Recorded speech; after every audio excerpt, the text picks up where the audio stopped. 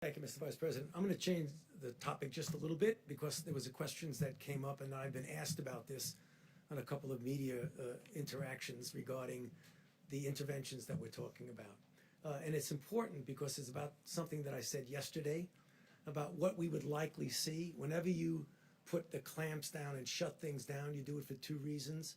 You do it to prevent the further spread, this we call mitigation, but you also do it to buy yourself time to get better prepared for what might be a rebound. It may be a rebound that we get things really under control, and then you pull back, which ultimately we're going to have to do. Everybody in the world is going to have to do that. You're either going to get a rebound or it might cycle into the next season. So what are we going to do to prepare ourselves for that? One of the most important things is one that I mentioned several times from this podium, and that is to clarify a bit about the timeline for vaccines, and would that have any real impact on what we would call a rebound or what we would call a cycling in the season.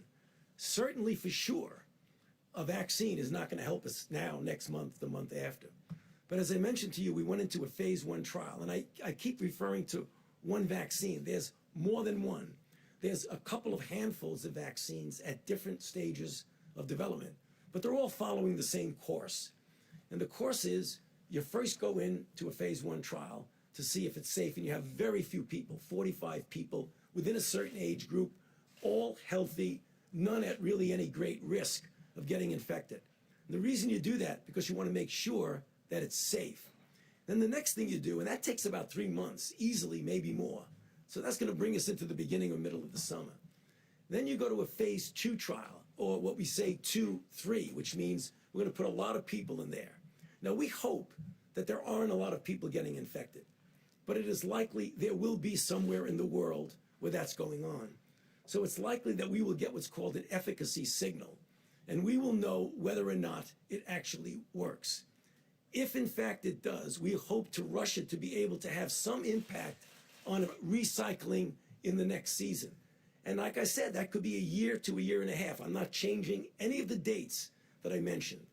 But one of the things that we are going to do that you need to understand that has been a stumbling block for previous development of vaccines, and that is even before you know something works, at risk, you have to start producing it.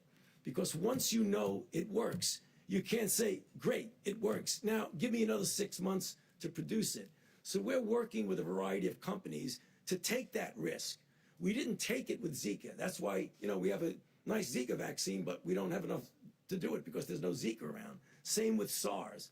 So that's one of the things we're really going to push on, is to be able to have it ready if, in fact, it works. Now, the issue of safety, something that I want to make sure the American public understand. It's not only safety when you inject somebody and they get maybe an idiosyncratic reaction, they get a little allergic reaction, they get pain. There's safety associated. Does the vaccine make you worse?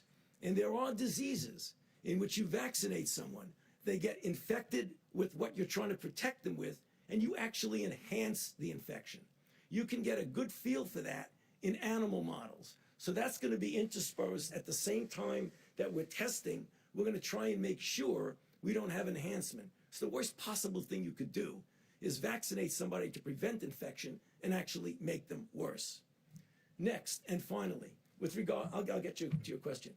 Finally, with regard to therapies. I mean, we keep getting asked about therapies. There's a whole menu of therapies that are going into clinical trial.